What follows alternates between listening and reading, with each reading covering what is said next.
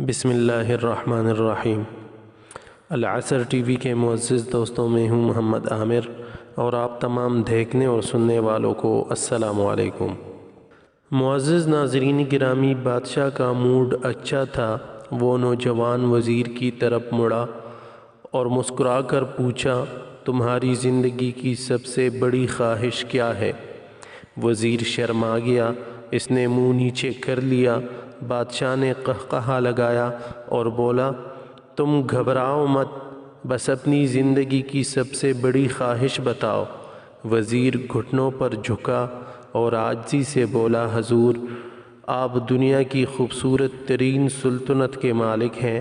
میں جب بھی یہ سلطنت دیکھتا ہوں تو میرے دل میں خواہش پیدا ہوتی ہے کہ اگر اس کا 10واں حصہ میرا ہوتا تو میں دنیا کا خوش نصیب ترین شخص ہوتا۔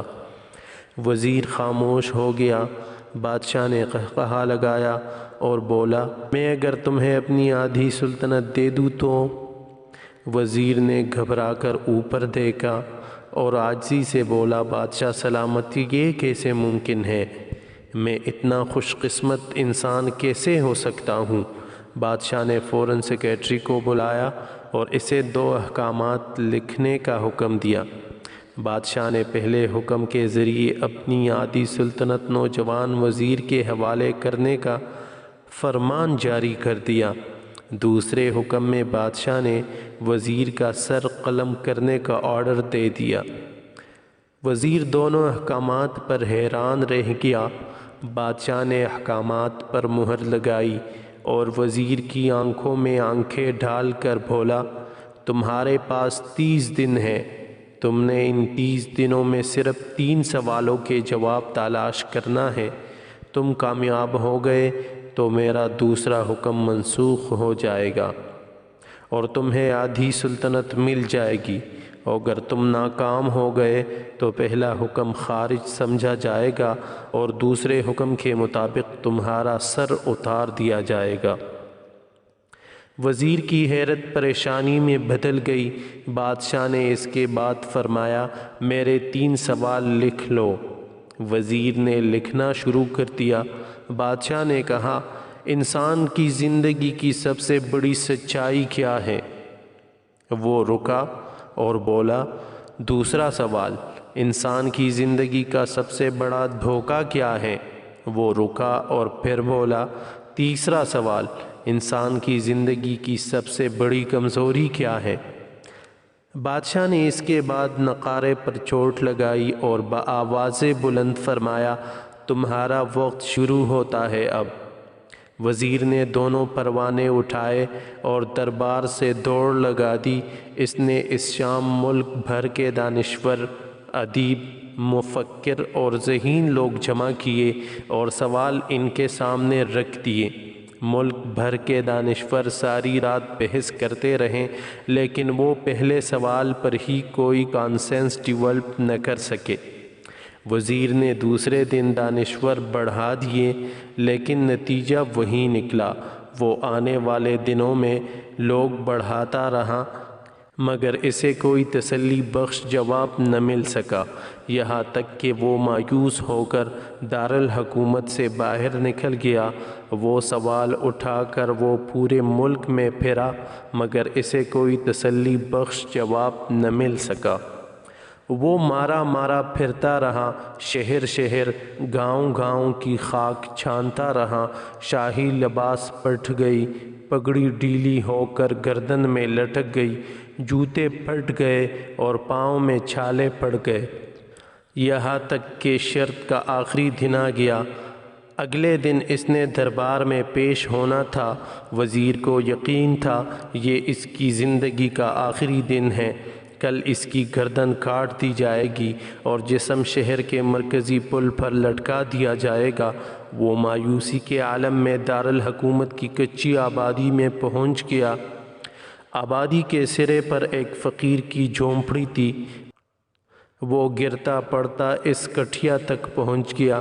فقیر سوکھی روٹی پانی میں ڈبو کر کھا رہا تھا، ساتھ ہی دودھ کا پیالہ پڑا تھا۔ فقیر کا کتا شڑاپ شڑاپ کی آوازوں کے ساتھ دودھ پی رہا تھا۔ فقیر نے وزیر کی حالت دیکھی، قہقہا لگایا اور بولا، جناب عالی، آپ صحیح جگہ پہنچے ہیں، آپ کے تینوں سوالوں کے جواب میرے پاس ہیں۔ وزیر نے حیرت سے اس کی طرف دیکھا اور پوچھا، آپ نے کیسے اندازہ لگا لیا میں کون ہوں اور میرا مسئلہ کیا ہے؟ فقیر نے سوکھی روٹی کے ٹکڑے چابے میں رکھے، مسکرایا، اپنا بوریا اٹھایا اور وزیر سے کہا، یہ دیکھیے، آپ کو بات سمجھ آ جائے گی۔ وزیر نے جھک کر دیکھا، بوریے کے نیچے شاہی خلعت بچھی تھی۔ یہ وہ لباس تھا جو بادشاہ اپنے قریب ترین وزراء کو عنایت کرتا تھا۔ فقیر نے کہا، جناب عالی، میں بھی اس سلطنت کا وزیر ہوتا تھا۔ میں نے بھی ایک بار آپ کی طرح بادشاہ سے شرط لگانے کی غلطی کر لی تھی، نتیجہ آپ خود دیکھ لیجئے۔ فقیر نے اس کے بعد سوکھی روٹی کا ٹکڑا اٹھایا اور دوبارہ پانی میں ڈبو کر کھانے لگا۔ وزیر نے دکھی دل سے پوچھا، کیا آپ بھی جواب تلاش نہیں کر سکے تھے؟ فقیر نے قہقہا لگایا اور جواب دیا، میرا کیس آپ سے مختلف تھا، میں نے جواب ڈھونڈ لیے تھے، میں نے بادشاہ کو جواب بتائے، آدھی سلطنت کا پروانہ پھاڑا، بادشاہ کو سلام کیا اور اس کٹھیا میں آ کر بیٹھ گیا۔ میں اور میرا کتا دونوں مطمئن زندگی گزار رہے ہیں۔ وزیر کی حیرت بڑھ گئی، لیکن یہ سابق وزیر کی حماقت کے تجزیے کا وقت نہیں تھا، جواب معلوم کرنے کی گھڑی تھی۔ چنانچہ وزیر اینکر پرسن بننے کی بجائے فریادی بن گیا اور اس نے فقیر سے پوچھا، کیا آپ مجھے سوالوں کے جواب دے سکتے ہیں؟ فقیر نے ہاں میں گردن ہلا کر جواب دیا، میں پہلے 2 سوالوں کا جواب مفت میں دوں گا، لیکن تیسرے جواب کے لیے تمہیں قیمت ادا کرنا ہوگی۔ وزیر کے پاس شرط ماننے کے سوا کوئی آپشن نہیں تھا، اس نے فوراً ہاں میں گردن ہلا دی۔ فقیر بولا، دنیا کی سب سے بڑی سچائی موت ہے۔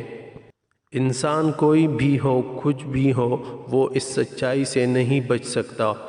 وہ رکا اور بولا، انسان کی زندگی کا سب سے بڑا دھوکہ زندگی ہے۔ ہم میں سے ہر شخص زندگی کو دائمی سمجھ کر اس کے دھوکے میں آ جاتا ہے۔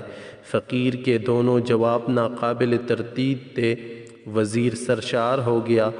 اس نے اب تیسرے جواب کے لیے فقیر سے شرط پوچھی۔ فقیر نے قہقہا لگایا، کتے کے سامنے سے دودھ کا پیالہ اٹھایا، وزیر کے ہاتھ میں دیا اور کہا، میں آپ کو تیسرے سوال کا جواب اس وقت تک نہیں دوں گا جب تک آپ یہ دودھ نہیں پیتے۔ وزیر کے ماتھے پر پسینہ آ گیا، اس نے نفرت سے پیالہ زمین پر رکھ دیا۔ وہ کسی قیمت پر کتے کا جھوٹا دودھ نہیں پینا چاہتا تھا۔ فقیر نے کھندے اچکائے اور کہا، اوکے، تمہارے پاس اب 2 راستے ہیں، تم انکار کر دو اور شاہی جلاد کل تیرا سر اتار دے، یا پھر تم یہ آدھا پاؤ دودھ پی جاؤ اور تمہاری جان بچ جائے اور تم آدھی سلطنت کے مالک بھی بن جاؤ۔ فیصلہ بہرحال تم نے کرنا ہے۔ وزیر مخمصے میں پھنس گیا۔ ایک طرف زندگی اور آدھی سلطنت تھی اور دوسری طرف کتے کا جھوٹا دودھ تھا۔ وہ سوچتا رہا یہاں تک کہ جان اور مال جیت گیا اور سیلف ریسپیکٹ ہار گئی۔ وزیر نے پیالہ اٹھایا اور ایک ہی سانس میں دودھ پی گیا۔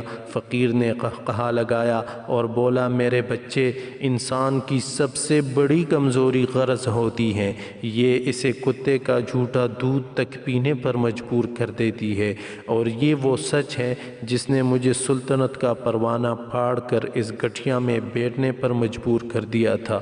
میں جان گیا تھا میں جوں زندگی کے دھوکے میں آؤں گا، میں موت کی سچائی کو فراموش کرتا جاؤں گا، اور میں موت کو جتنا فراموش کرتا رہوں گا میں اتنا ہی غرض کی دلدل میں دھنستا جاؤں گا، اور مجھے روز اس دلدل میں سانس لینے کے لیے غرض کا غلیظ دودھ پینا پڑے گا۔